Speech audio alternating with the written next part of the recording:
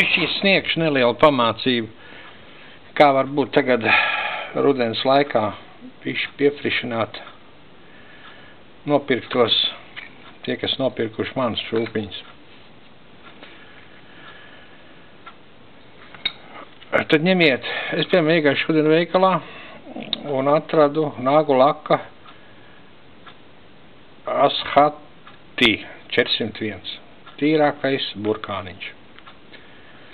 Tad mēs ņemam vizulīti, tas, kas jums kastē vai kājam, jo es visu nekrāsoju, jo tiešām es nezinu, kādas ir jums patīkamākās pašam krāsas vai kas, bet, es varu teikt vienu, ka ar burkānu krāsu, piemēram, mani Usmā vai arī citos Kurzemes ezeros nav pievīlusi.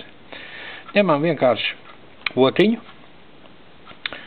un par to rievoto maliņu augšējo mēs smuki aizkrāsojam ar nagu laku, to rievojam ciet. Tā uzmanīgi, pinzelēm.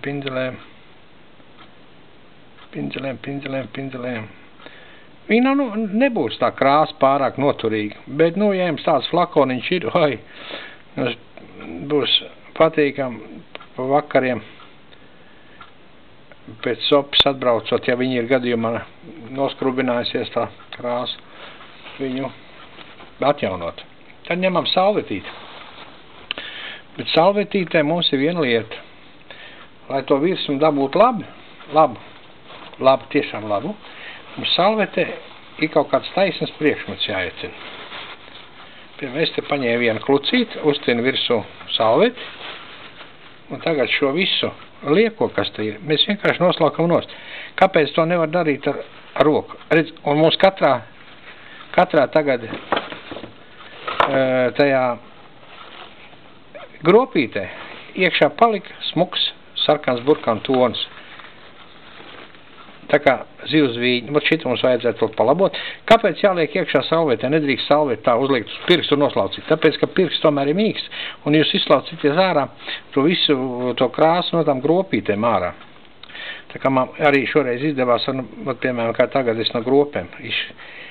Var bišķiņ pagaidīt, un pēc tam noskalot viņu ar nagu lakas noņēmēju. Tas no sievas jāpaprasa. Ja to izdarīsiet vairākas reizes, tātad tās šūniņas augšējās aizpildīsies vairāk. Un tā krāsa tiešām ilgāk tur uzturēsies.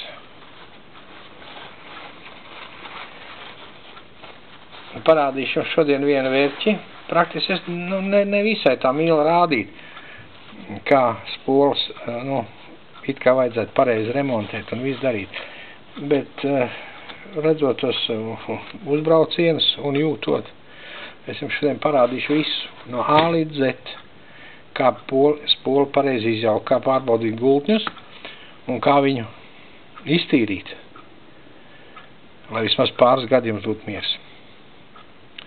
Pagaidām pat, šie lielie, šīs mazās mājas attieši tāpat dara, jo viņām ziemēm ir vienāds. Tātad, lūk, redziet, cik smuka, sarkana burkāna krāsa, un es domāju, tās ir apsudrabotas, un es domāju, ka burkāna krāsa līdakām ir šika. Kā burkāna krāsa vispār parādījās, tūlīt viena leģenda izstāstīšu, kad viens cilvēks, pazīstams uzvārdu nesaukšu, taisot mormiškas mājās, vienkārši viņam nebija krāsa, bija dzeltena un sarkana. Un sarkanās bija maza un dzeltenā arī jau tur balons beidzās, viņš salēja abas kopā, viņā iznāca šāds burkāns. Viņš nokrāsoja mormiškas. Kalnciemā pie Kalnciem tilti tāda upīte, kanāls. Ziemas laikā tur sēžot, viņam aizgāja, pazuda, līdāks nokod kaut kāds 15 mormiškas.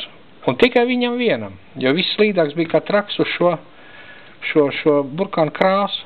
Pēc tam, kad taisot mūģus un citas vizuļus, šis cilvēks atcerējās par to gadījumu, kad bija apkostas tās murmiškas.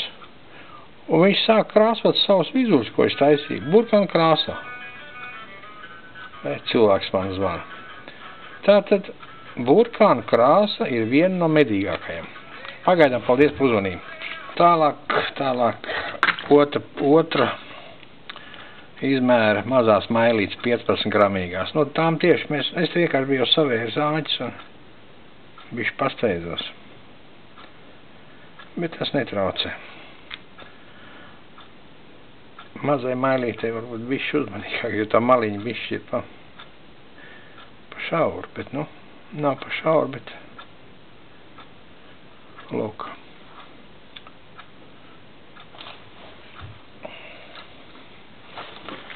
Ņemam atkal taisni kaut kādu priekšmetu, uztinam virsū uz salvetītes virsū. Pareizāk salvetīt uz to priekšmetu. Tā mēs viņu nobiržam. Redziet, cik skaisti iekrāsēs viss, aizpildījās visas maliņas. Aizpildījās visas gropītes, iekšā un palika smuka zvīņa. Un šitien tāds jau vērķis. Es domāju, būs vēl medīgāks. Tā jau viņi ir. Labi. Kā dažs saka. Labi nosudrabots tiešām labi.